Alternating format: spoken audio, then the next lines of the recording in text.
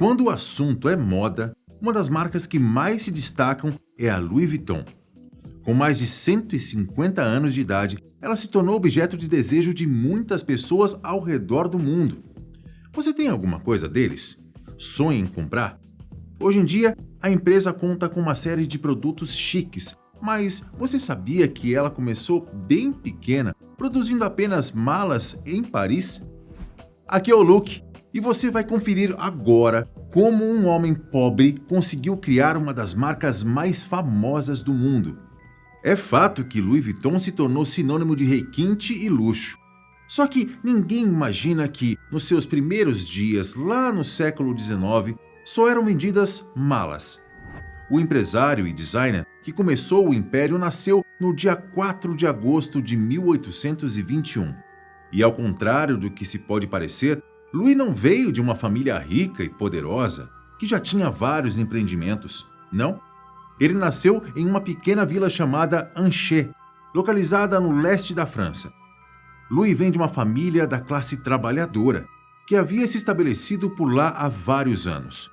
E os antepassados dele já tinham o gene da criação, por assim dizer. Eles foram carpinteiros, marceneiros, fazendeiros e também chapeleiros. Trabalhos que na época geravam renda suficiente para que a família conseguisse sobreviver. Não é à toa que os pais de Louis também trabalhavam nesses ramos. Xavier, o pai, era fazendeiro e recebia a ajuda do filho. Um trabalho que muitas vezes rendia dinheiro suficiente para que eles conseguissem comer apenas uma vez ao dia.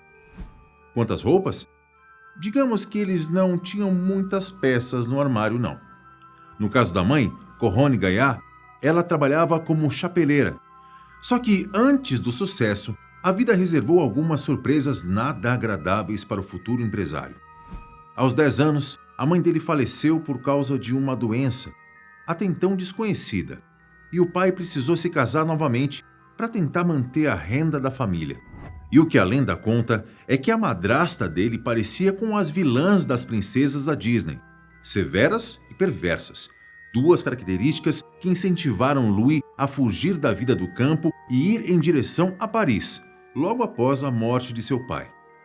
Era a primavera do ano de 1835 e o adolescente, já com 13 anos, pegou o que podia e saiu de casa a pé, sozinho e com um brilhante futuro à frente.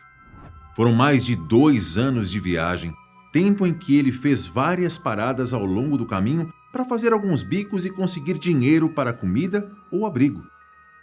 Uma caminhada de mais de 470 quilômetros. E embora tenha demorado, Louis conseguiu chegar a Paris em 1837. Um Louis mais velho, maduro e com novas visões de mundo. Era uma época em que as cidades estavam crescendo rápido e as pessoas se sentiam mais inspiradas para começar um trabalho novo.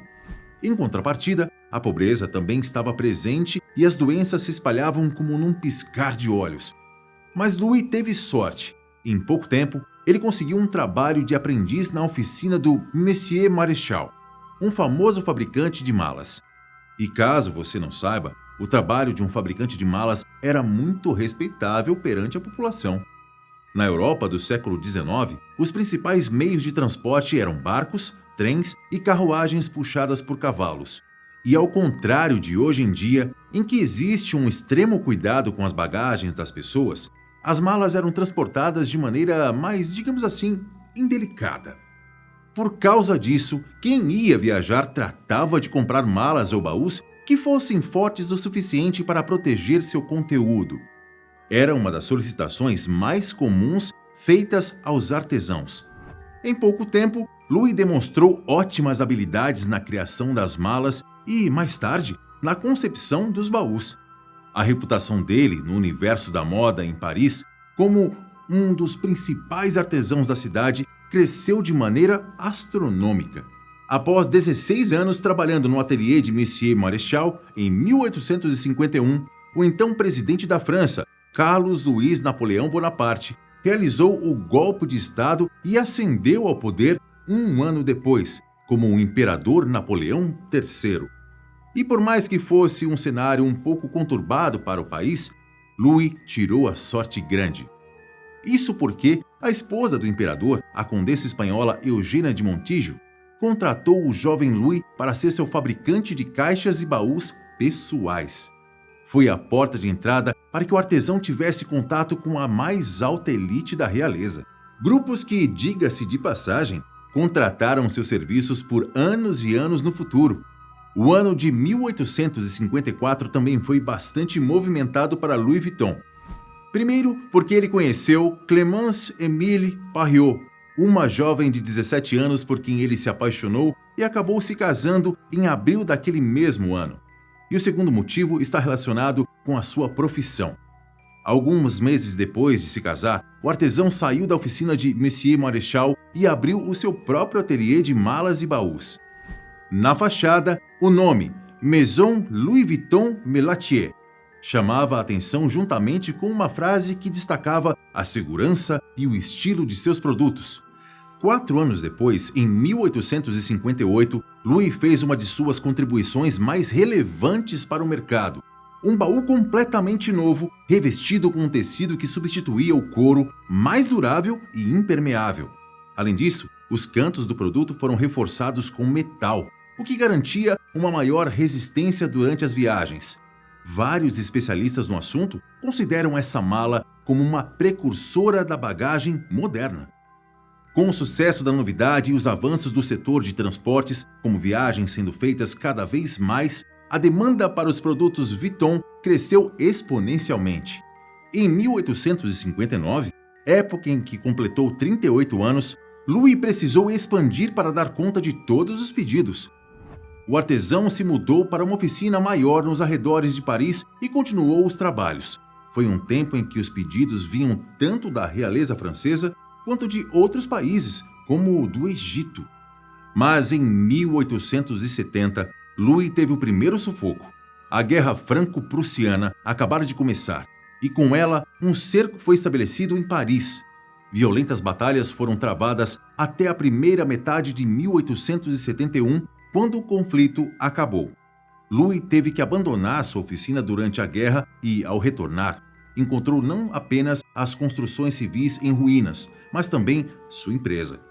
A equipe havia se dispersado e boa parte do equipamento tinha sido roubada. Mas isso não impediu o artesão de dar a volta por cima. Afinal, estamos falando do mesmo cara que andou mais de 400 quilômetros até Paris. Louis pegou suas economias e ideias e conseguiu construir uma nova loja em menos de um ano.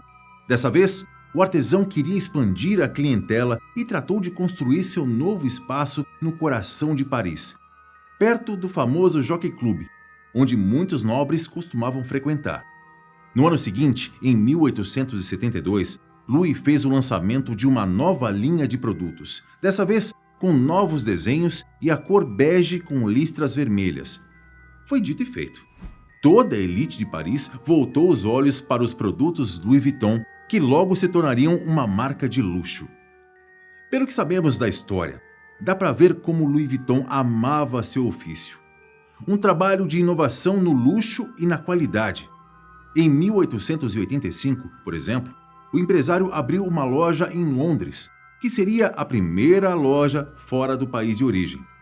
Louis continuou trabalhando por mais 2 décadas lá no mesmo local, até sua morte, aos 70 anos, em 27 de fevereiro de 1892.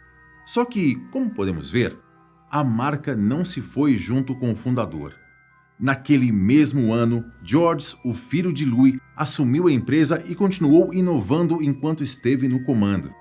Foi graças a ele que a marca ganhou seu tão famoso monograma LV, introduzido como uma homenagem ao pai. E depois de tudo o que eu te contei, você saberia me dizer o porquê da Louis Vuitton ser uma marca tão requisitada e ter um preço, bom, sejamos francos, tão salgado? Podemos listar rapidamente alguns pontos. Primeiro, por ser famosa, é claro. Hoje em dia, a Louis Vuitton praticamente não precisa fazer publicidade de seus produtos. Eles são feitos à mão, com o maior cuidado e atenção possíveis, e isso chama a atenção das pessoas. Em segundo lugar, por causa da exclusividade. É simples. Nem todo mundo tem as mesmas malas ou bolsas da Louis Vuitton.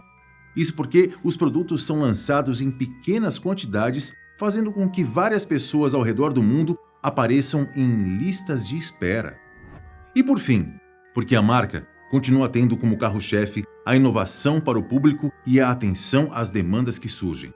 Você já conhecia a história da Louis Vuitton?